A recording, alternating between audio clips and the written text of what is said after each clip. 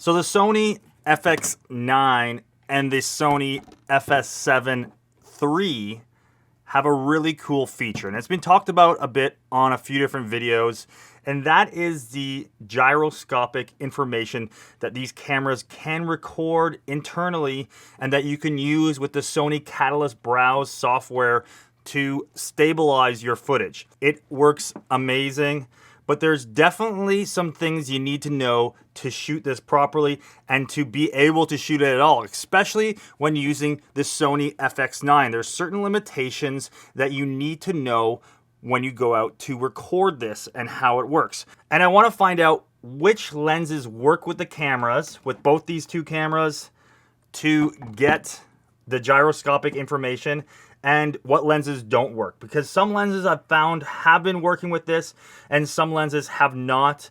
I want to do this test for myself and for you guys. So what we're going to be doing, we're going to be testing some native E-mount lenses, some Sigma native E-mount lenses. I know that this does work with it, but we're going to show you guys that. I'm going to do some stuff with the Canon Canon EF mount, going to a Metabones adapter, see if that works. This one has on the Sigma EF mount with the Sigma's adapter from EF to E mount. I know that this works as well, but we're going to do some testing with that. One of the things I'm not too sure about is stuff like using some vintage lenses and that's not getting any electronic information at all to the cameras. I'm going to test this on both the cameras, see if that works, but then also show you guys the tips and tricks to using this stuff in the field and how to make sure you get that ability to stabilize the footage. I first want to show you guys on the computer some stuff I have already shot and how amazingly well this works. If you look at some of this footage, this is some unstabilized footage and this is some stabilized footage of the same clip. This is shooting out of the back of a moving vehicle, shooting at 60 frames per second, doing that slow-mo, which I talked about in the previous video. It's linked up here. It's also linked in the description, how you can get autofocus and shoot slow motion on the FX9 at the same time. But what I really want to show here is how well this works. I mean, this is shooting out of the back of a moving vehicle, handheld. I'm basically sitting with my legs out of the vehicle, going quite fast with the FX9 on my lap, shooting some motorcycle stuff. Okay, so there's going to be some critiques this way. Obviously, if I wanted to get a perfectly still or relatively perfectly still thing, it would have been better to shoot on a gimbal. We were moving very quick on this shoot. It was myself and a photographer and the motorcycle riders. And I also wanted a little bit of movement to this stuff. So I was okay with that. And I'm also just going to be pulling out, 10-second clips when we put the finished piece together. It's going to be cut with some other stuff and some more lifestyle stuff with the motorcycle riders and some drone footage. So yes, a gimbal would have worked better if I want something completely smooth, but I also want to take out some of those harsh bumps and those other things. And this is where that technology works amazingly well. I want to show you a couple other scenarios where I'm just, I was walking behind a subject, filming their feet, getting some stuff that way. I don't think the gyro information replaces a gimbal. Okay, so you do have to crop in on the software, crop in on the image in the software. Brandon Oy, who does some great videos, great guy to follow on YouTube, does some amazing stuff. He's gone kind of in depth on doing this and how to really utilize the Sony Catalyst software when you're using that to stabilize. Getting to, I found what he suggested and getting to around the 80% or 85% works great. Doing more than that kind of pushes way too much into the image.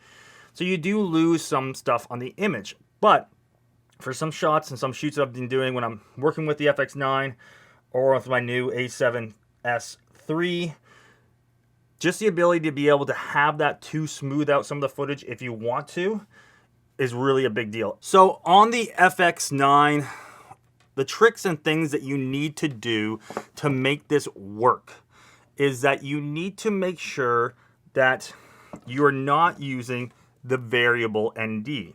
You have to be using hard NDs. I don't know exactly why and why this causes it not to record the gyroscopic information. Maybe it's too much for the internal brains of the camera to process to also record that information, but you have to have it on a hard ND you know, like just your quarter, half, whatever ND's on, not the variable ND and not the auto variable ND. That's one of the things you need to make sure you have on the FX9 for this to work. Now the next thing is making sure you have in-body camera stabilization turned off. You can't be recording and using the in-body stabilization and also recording the gyroscopic information at the same time. Both the FX9 and the A7SIII will not do that. So you have to make sure you have turned that off on the cameras. I have made some of my buttons programmed on my FX9 and my A7SIII set just for that. So I can turn it on or I can turn it off. You want to make sure you have that X across that symbol for the handshaking, for the shakiness. You want that off. That needs to be off. The other thing you need to make sure as well on both the cameras is that you have to have your lenses, if you have stabilization built into the lenses, that has to be turned to the off as well. Again, I'm not exactly sure why this is the case, but I'm guessing that it just cannot compute or cannot process all this information and record the gyroscopic information. But for me, this is not a bad thing because when I'm shooting this way, this works way better than the built-in in-body stabilization or the lens stabilization. It really is that good. So I'm on the computer now and I'm looking at some footage and some test stuff I did with the A7S. First, we're going to look at that and what lenses are working on it and what lenses are not working with the stabilization, with the gyro information that you're getting off of it. So right off the bat, so I'm going to show you this little icon up here is what shows you that has the gyro information. If it does not have that icon, when you bring in the Catalyst Browse, there is no gyro information there. So you either, so there are a lens that does not work with the gyro information. It was an issue when you recorded it for some reason, either your stabilization was on with the camera or your stabilization was on with the lens, or on the FX9, as I talked about, maybe you had the variable on ND on or the auto variable ND on, and it did not record the in-body stabilization. And of course, you have to make sure, as I said before, your in-body stabilization is turned off. So this was definitely all shot with the in-body stabilization turned off. The A7SIII is a little bit simpler. There's no built-in NDs, and so there's no complications that way. But what I can show you here is all the lenses that I was testing, the Sigma lenses, the native Sigma lenses, the Canon lenses with the Metabones adapter. Everything works except for the vintage lenses with no electronic attachment. It doesn't get any electronic information. It doesn't tell it what's the focal length. It doesn't tell it what the f-stop. Nothing. That stuff here, we cannot stabilize. The Catalyst Browse software is pretty simple to use. You can see which footage has the gyroscopic information by the symbol beside it. You can go in and then run that and then stabilize your footage. One of the downsides of this is that you have to do it clip by clip. I have found out no way that you can batch out a whole bunch of stuff, or you can process stuff and then say to batch it all out after. If any of you know how to do that, please comment on this video. Please let me know. I would love that to be a feature. That is kind of the main downside for me on this stuff, is that it is cumbersome on that stuff, especially if I've shot a lot of stuff that way that I want to process. So one of my advice in this stuff is, you think you're going to use it, don't do these giant rolls like I did on some of this motorcycle stuff. Try to do shorter clips that you know that you're going to want to stabilize. That makes it easier to, one, stabilize it and also to export it. You can export at different flavors. I've been exporting as whatever I have shot at the time on the FX9, so exporting as an MXF file and that going to another folder, and I put it in another folder calling stabilized footage. And it's worked well that way. But again, if you could batch this, and if there was a way that Premiere or Final Cut or DaVinci could take that gyro information from the footage off the cameras, if that was a plugin that could work with Premiere, it would be amazing. Please, Sony, somebody come out with a plugin that we can use it in Premiere or use it in Final Cut.